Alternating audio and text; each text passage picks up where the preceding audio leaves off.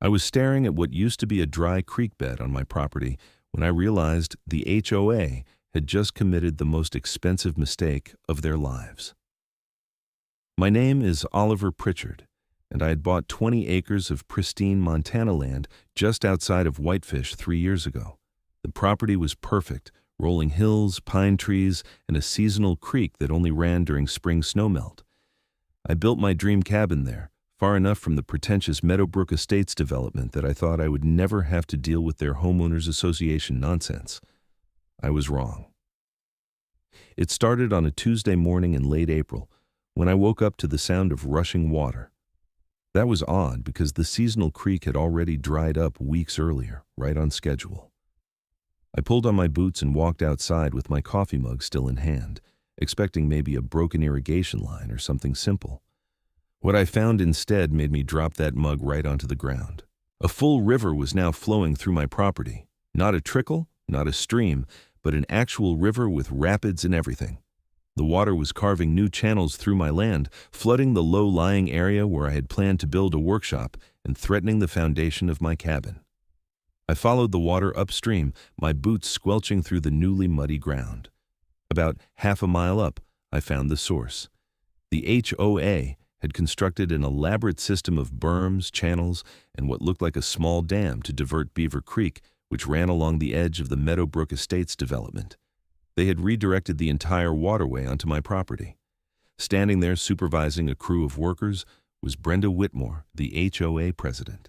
She was exactly what you would imagine. 50-something, blonde highlights that were more orange than gold, athletic wear that cost more than my truck payment, and that particular expression of entitlement that came from never being told no in her entire adult life. "Excuse me," I called out, walking toward her. "What the hell is going on here?" Brenda turned to me with a smile that did not reach her eyes. "Oh, you must be the property owner. We are just doing some necessary water management for the community." "Necessary water management? You diverted an entire creek onto my land." She waved her hand dismissively. "The water was creating erosion issues along the golf course. This is a much better solution. The water needs to go somewhere. It needs to go where it naturally flows, which is not through my property." Brenda pulled out her phone, barely looking at me. "Actually, we consulted with our engineers, and this is the most cost-effective solution for the community. The water will eventually make its way back to the original creek bed downstream. You are just providing a temporary easement." I did not agree to any easement. Well, the HOA board voted on it, and it passed unanimously. She said it like that settled everything. "I am not part of your HOA. My property is not in Meadowbrook Estates." She finally looked up at me, her expression hardening. "Sir, I'm going to need you to leave. This is HOA business, and you are interfering with authorized work." "This is my land. You are the one who needs to leave." One of the workers, a middle-aged guy in a hard hat, stepped forward. "Madam, he has a point. If this is not HOA property, we should not be—" "I will handle this, Frank," Brenda snapped. She turned back to me. "If you have an issue, you can take it up with our legal counsel, but this work is proceeding as planned. The community has rights too, you know." I stood there for a moment, genuinely speechless at the audacity. Then I pulled out my phone and started taking pictures and videos of everything. The diversion channels, the workers, Brenda's face, all of it. "You cannot film me without my permission," Brenda shrieked. "This is my property. I can film whatever I want on my property," I said, making sure to get good shots of the water flowing through the new channels. "We will see about that," she said, then turned to the workers. "Continue with the work. Ignore him." I spent the next hour documenting everything while making calls, first to the county water department, then to a lawyer, then to the Montana Department of Natural Resources and Conservation. By the time I walked back to my cabin, my phone battery was almost dead, and I had 4 appointments scheduled for the rest of the week. The water kept flowing. That night, I lay in bed listening to the rush of the river that should not exist on my property, and I started doing research. Montana water law is complicated, but it boils down to one crucial fact. Water rights are a big deal. A really big deal. I discovered that Montana follows the prior appropriation doctrine, which basically means first in time, first in right. But here is the interesting part. Beaver Creek was a natural watercourse, and diverting it without proper permits was illegal. More than that, whoever controlled the water rights controlled the water itself.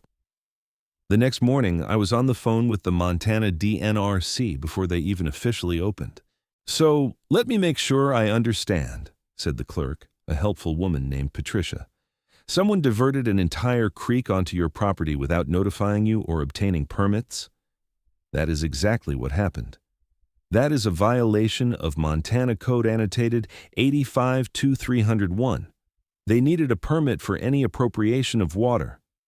Do you know if they filed for one? I seriously doubt it. She typed something into her computer.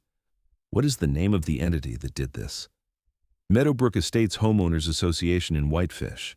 More typing. I am not seeing any recent permit applications from them. Sir, you need to file a formal complaint, and you might want to look into acquiring the water rights yourself if they are available. That last sentence stuck in my head. How would I do that? You would need to file for a water right permit with our office, given that the water is now flowing through your property and you have a beneficial use for it. You might have a strong claim, but I am not a lawyer, so you should definitely consult with one who specializes in water law. I thanked her and immediately called David Chen, the water rights attorney whose name I had gotten from a friend. His secretary said he could see me that afternoon. David's office in Kalispell was small but organized, with shelves full of law books and Montana Code volumes. He was younger than I expected, maybe late 30s, with glasses and the alert expression of someone who actually enjoyed complicated legal problems. I explained the situation while he took notes. They just diverted it without asking? He looked up at me. Without even telling me it was happening. That is breathtakingly stupid on their part. He leaned back in his chair. Okay, here is what we are dealing with. First, they have committed several violations of Montana water law. Second, they have probably trespassed on your property to construct their diversion system. Third, they are creating a situation where you could claim damages for the flooding and erosion. But here is the really interesting part. He pulled up something on his computer. Beaver Creek has existing water rights attached to it, but I'm not seeing comprehensive rights for the full flow of the creek. If you were to file for a water right permit based on beneficial use, you could potentially establish a legal claim to that water now that it is on your property. What kind of beneficial use? Irrigation, stock watering, recreational use, even commercial use if you wanted to bottle it or run a fish farm. The key is that you have to actually use the water. You cannot just claim it and let it sit. An idea was forming in my head. What if I wanted to charge them for the water they are pushing onto my land? David smiled. Now, that is creative thinking. If you own the water rights and they are diverting that water through their system, you could theoretically charge them for the use of your water. But we would need to establish your rights first, and that takes time. How much time? For a temporary preliminary permit, we could file immediately and potentially have something in a few weeks if we can show immediate necessity. For a permanent right, we are looking at months, possibly a year. Let's do it. File for everything we can. This is going to be expensive, he warned. Water rights litigation can get brutal. They flooded my land and acted like they had every right to do it. I want to make this as expensive as possible for them. David nodded slowly. Then let us ruin their day. Over the next week, several things happened very quickly. David filed for an emergency preliminary water right permit on my behalf, citing immediate necessity to protect my property and the fact that I was planning to use the water for irrigation and livestock. I did not have livestock yet, but I went out and bought 6 alpacas from a farm near Missoula just to make sure my claim was legitimate. The alpacas were friendly and curious, and they seemed to enjoy the suddenly lush grass growing near the new river. I also named them after the HOA board members. The lead alpaca, a particularly stubborn female with an attitude problem, I named Brenda. The county water department sent an inspector who confirmed that the HOA had not filed for any permits before diverting the creek. They issued a violation notice and a stop work order. When the HOA ignored both, the county threatened fines of $5,000 per day. That got their attention. I was feeding the alpacas one morning when a BMW SUV pulled up my long driveway. Brenda got out, along with two men in expensive suits. One was probably her lawyer, and the other had the look of a real estate developer, all tan and teeth and confidence. "Mr. Pritchard," Brenda called out, waving like we were old friends. "We need to talk." I walked over slowly, making them wait. "About what?" "About this misunderstanding we have been having," she said, her voice dripping with false sweetness. "I think we got off on the wrong foot. You diverted a river onto my property and told me it was your right to do so. I would say that is more than the wrong foot." The lawyer stepped forward. "Mr. Pritchard, I'm Gregory Walsh, counsel for Meadowbrook Estates HOA. We are prepared to offer you compensation for the temporary inconvenience." "Temporary? You built permanent channels."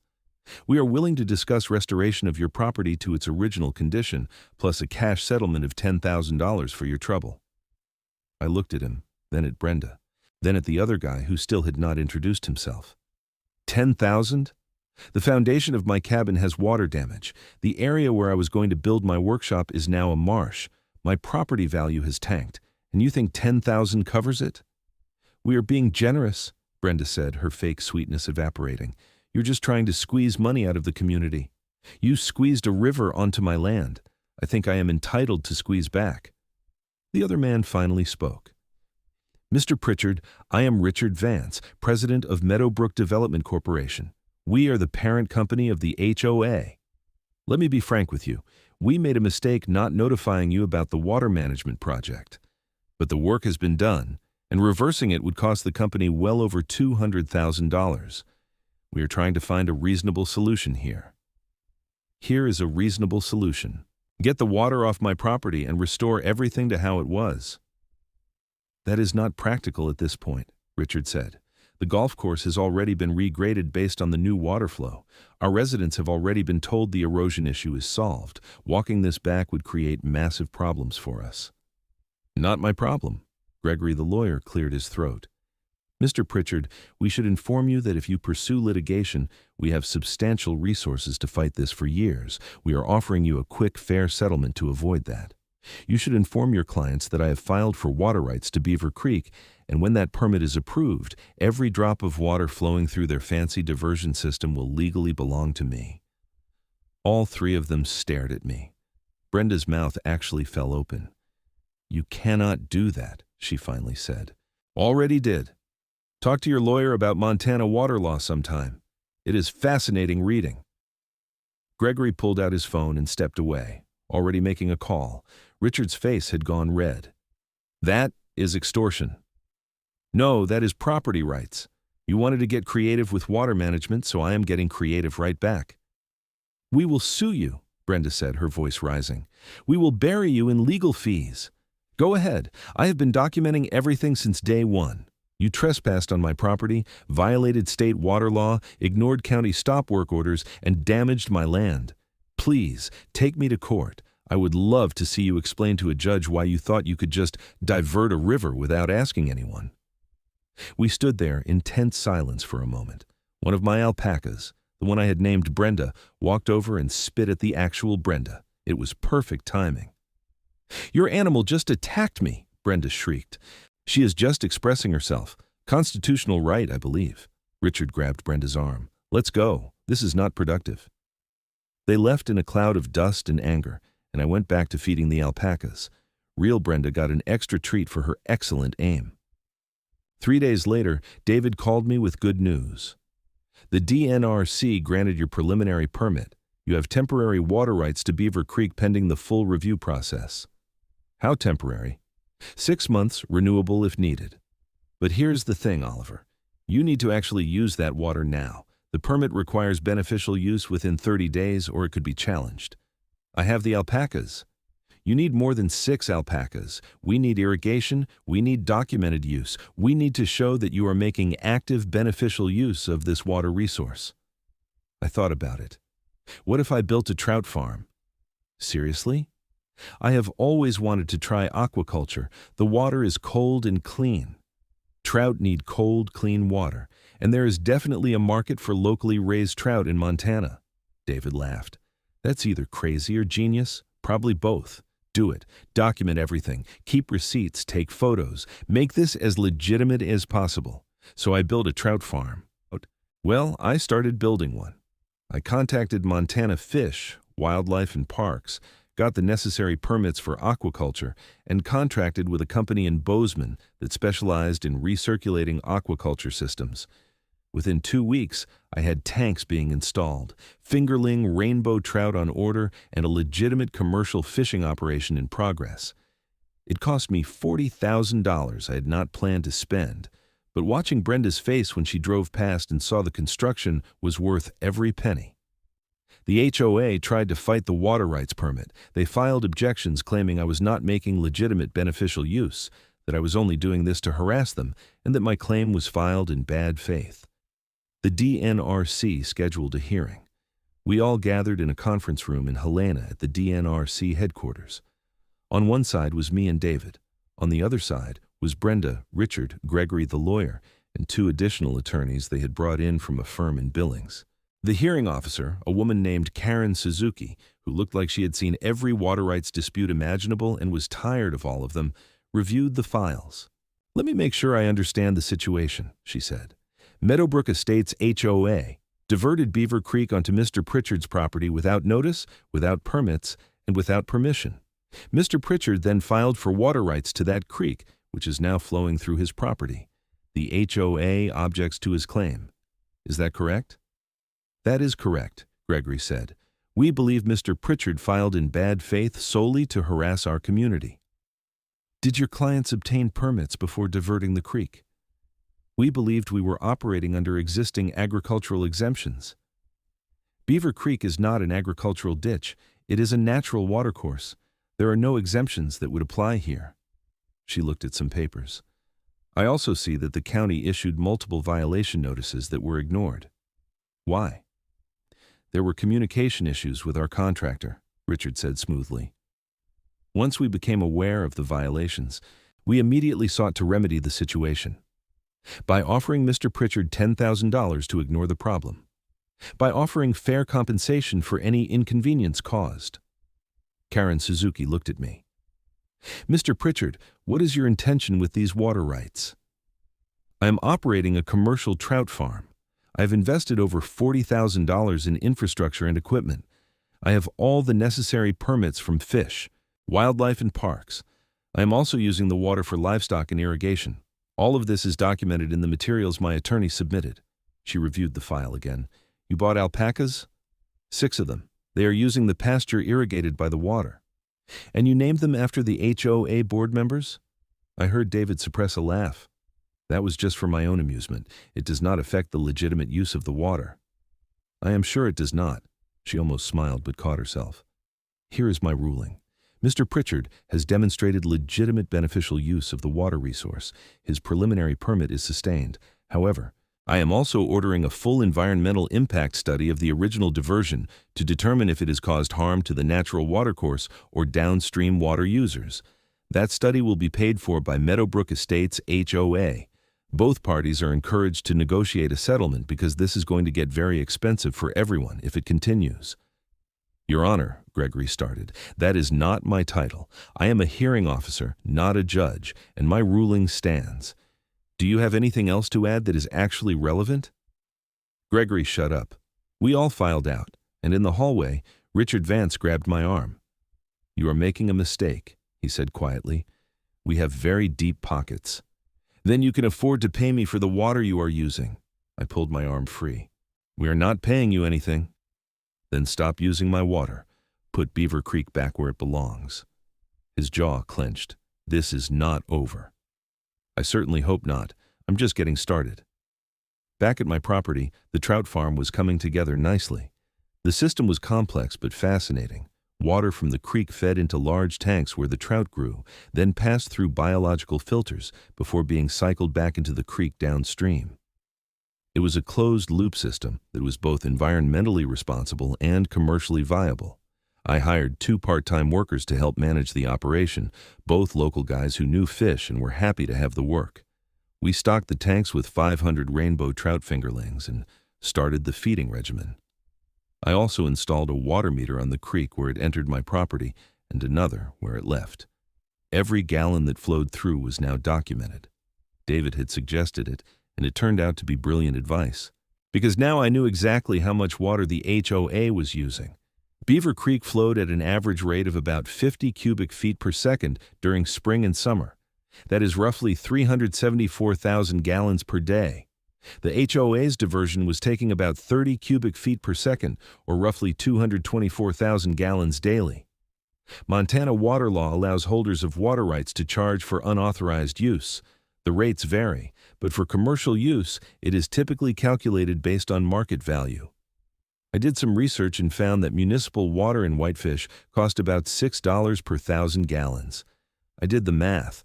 Then I did it again to make sure I was not hallucinating. At $6 per 1,000 gallons, the HOA was using about $1,344 worth of water per day. Per day. I called David. Can I really charge them this? If your water right is finalized, absolutely. You own the water, they are using it without permission. That is textbook unauthorized use. We are talking about $40,000 a month. Then you better send them a bill. I created an invoice on my computer. It was simple and professional. Invoice to Meadowbrook Estates Homeowners Association. From Oliver Pritchard, Pritchard Aquaculture, LLC. For unauthorized use of water from Beaver Creek, as diverted through HOA property period, May 1st to May 31st. Volume, 6.72 million gallons. Rate, $6 per 1,000 gallons. Total. Due, $40,320. Payment due within 30 days. I printed it, mailed it certified mail, and also emailed a copy to the HOA's general contact address and to Gregory Walsh. Then, I sat back and waited for the explosion. It came 2 days later. My phone rang at 7 in the morning. And in the studio, it was an unknown number, but I answered anyway. "You have got some nerve!" Brenda's voice screeched through the speaker so loud I had to hold the phone away from my ear. $40,000? Are you insane? Good morning, Brenda. I assume you got the invoice. This is extortion. This is harassment. This is illegal. Actually, it is all completely legal. You are using my water without permission. I am charging you fair market rate for that use. If you do not like it, stop using the water. We cannot just stop using it. The system is built. Not my problem. You built it without asking me. Now you get to pay for it. We are not paying you a single cent. Then I will add interest and penalties, and eventually I will take you to court and put a lien on every property in Meadowbrook Estates. Your choice. She made a sound like a strangled cat and hung up. An hour later, Gregory Walsh called, much calmer. Mr. Pritchard, this invoice is completely unreasonable. It is fair market rate for the volume used. No one pays $6 per 1,000 gallons for creek water. They do if it is my creek water, and they did not ask permission. If you would prefer, I can base the rate on agricultural irrigation water, which is actually more expensive. Or we can talk about you removing your diversion system and putting the creek back where it belongs. We have already explained why that is not feasible. And I have explained why I am charging you for the water. Seems like we are at an impasse. We will see you in court. Looking forward to it. They did take me to court. Meadowbrook Estates HOA filed a lawsuit in Flathead County District Court seeking an injunction against my water rights claim and asking the court to declare their diversion system legal. They also filed a counterclaim accusing me of harassment, extortion, and operating a commercial business in violation of zoning laws. That last part was especially stupid because my property was zoned agricultural, and aquaculture was an explicitly permitted use. David was delighted. They are hemorrhaging money on legal fees, and every single argument they have made so far has been wrong. This is the kind of case law students will read about someday. The court date was set for August, which gave me 3 more months of sending monthly invoices. I sent each one certified mail, professionally formatted, with detailed water meter readings and calculations. Each invoice was for approximately $40,000. The HOA did not pay any of them. They did, however, start a campaign to make my life difficult. Brenda filed a complaint with the county saying my trout farm was creating an environmental hazard. An inspector came out, reviewed everything, and found 0 violations. She filed another complaint saying the alpacas were livestock in a residential area. The zoning officer explained to her that my property was not residential and that agricultural use was permitted. She tried to get the county to condemn my driveway, claiming it was not up to code. The The county engineer confirmed it was fine. She even called Fish, Wildlife, and Parks to report that I was operating an illegal fish farm. They sent someone out who confirmed all my permits were in order and actually complimented me on the setup. Every failed complaint just made me more determined. By July, I had sent 3 invoices totaling $120,000.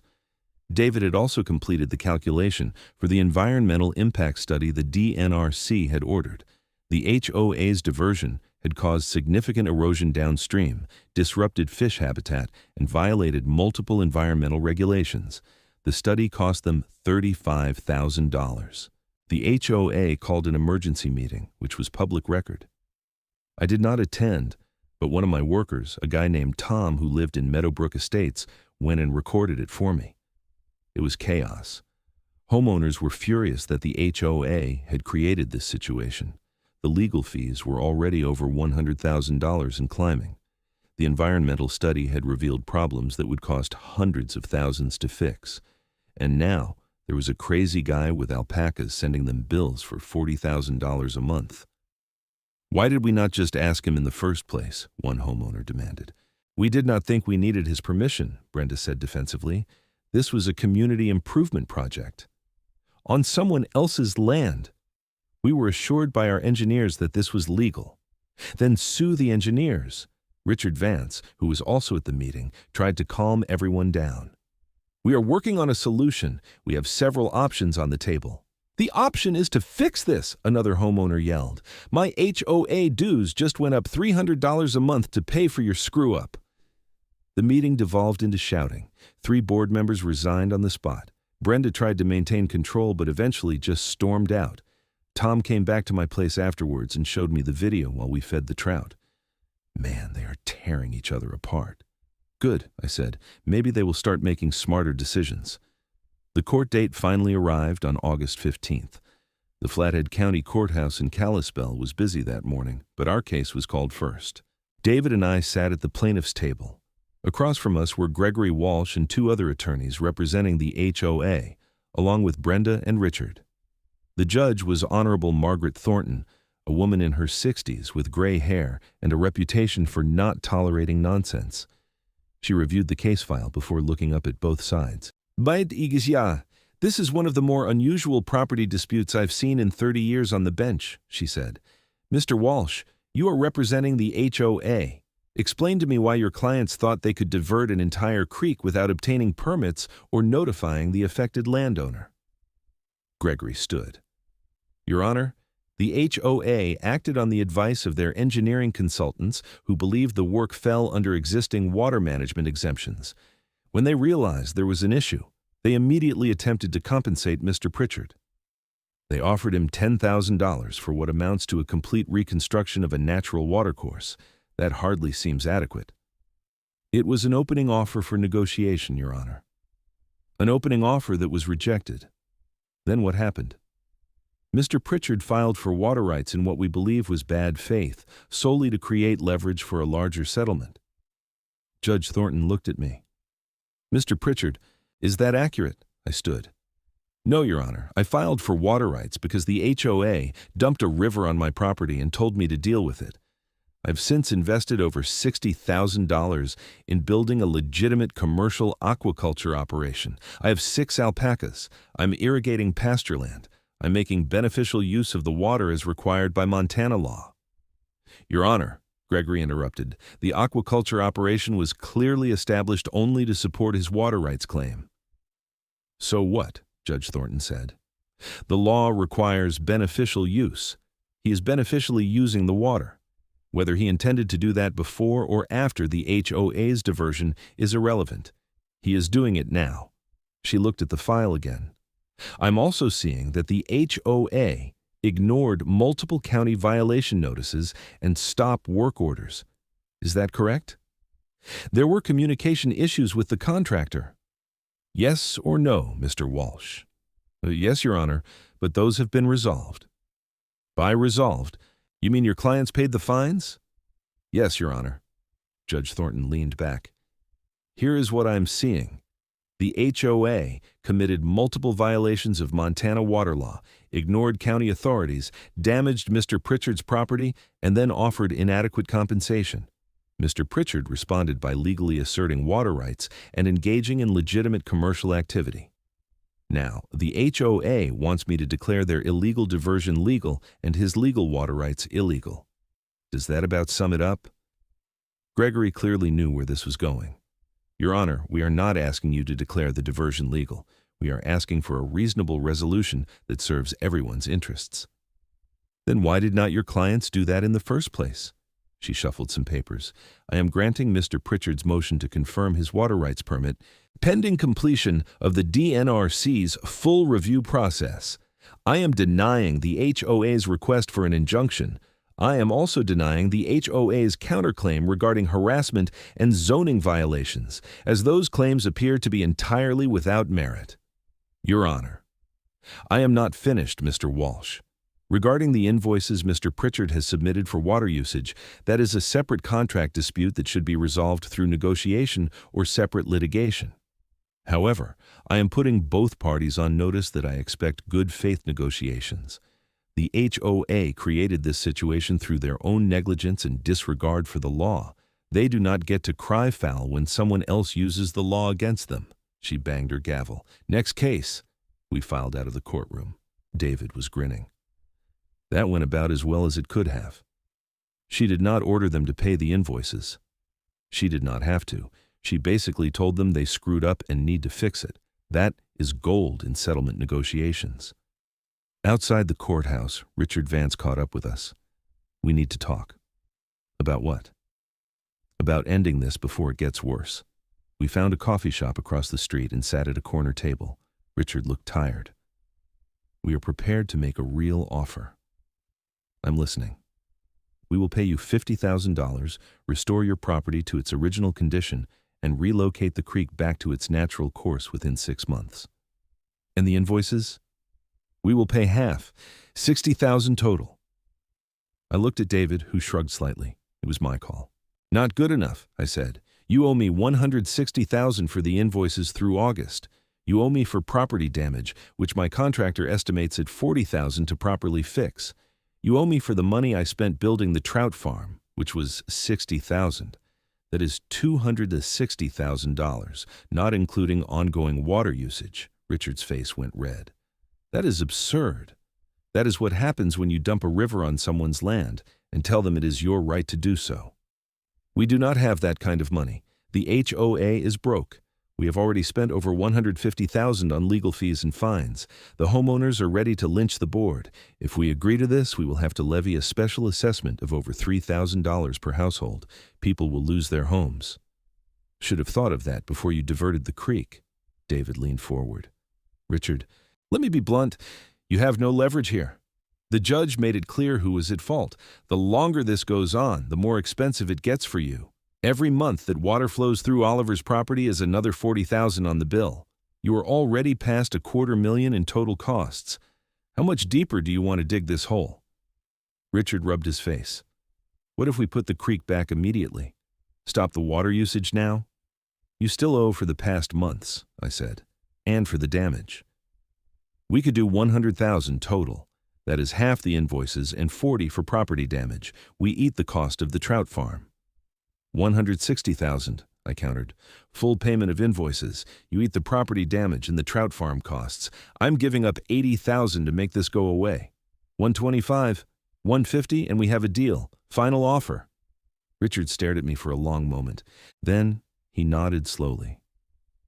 I need to get board approval, but I think I can make that work. You will sign a full release of all claims. Once the creek is back in its natural course, my property is restored, and the check clears, yes. We shook on it. David drafted a settlement agreement that night, and 3 days later, the HOA board voted to accept it.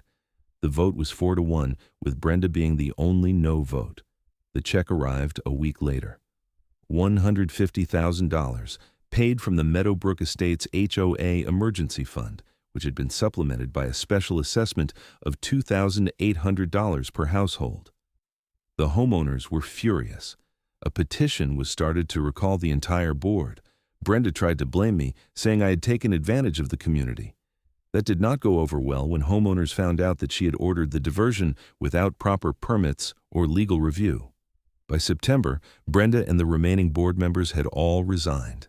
Richard Vance's development company was facing multiple lawsuits from homeowners, and my property was being restored to its original condition by a crew that worked very carefully under my supervision.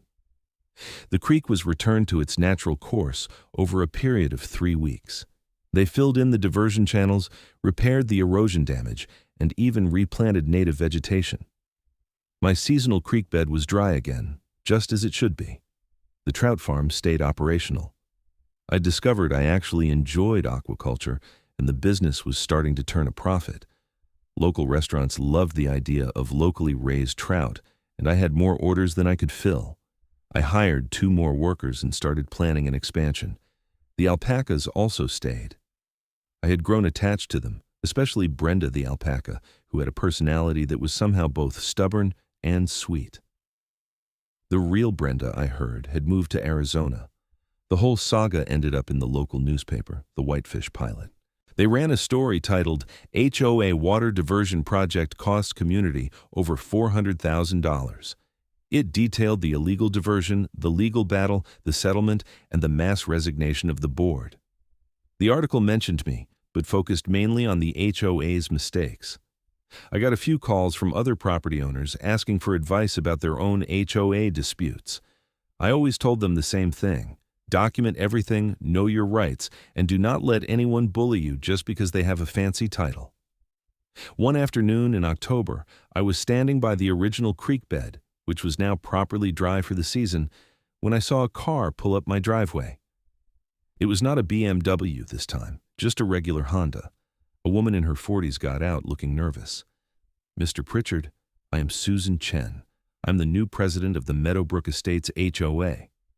"Okay," I said cautiously. "I just wanted to apologize in person for what the previous board did to you. It was wrong, it was illegal, and it never should have happened. The new board has implemented policies to make sure nothing like this ever happens again." I studied her face. She seemed genuine. "I appreciate that. I also wanted to let you know that we fired Richard Vance's development company and hired new management. We are trying to rebuild trust with the community." "That sounds like a good start. If you ever need anything, or if we can be good neighbors in any way, please let me know." She handed me a business card. "And if you ever want to sell trout to the clubhouse restaurant, we would love to buy local." I smiled. "I will keep that in mind." She left and I went back to checking on the trout tanks. Tom was cleaning one of the filters. "Was that the new HOA president?" he asked. "Yeah, came to apologize. Think they learned their lesson?" "I think they learned that you cannot just do whatever you want and expect no consequences. Whether that lesson sticks, we will see." The water meter I had installed was still in place, measuring the flow of Beaver Creek during its active seasons. I kept detailed records of water levels, fish growth, alpaca health, and property conditions. Not because I expected more trouble, but because I had learned the value of documentation. David framed one of the invoices I had sent to the HOA and hung it in his office as a reminder of the case.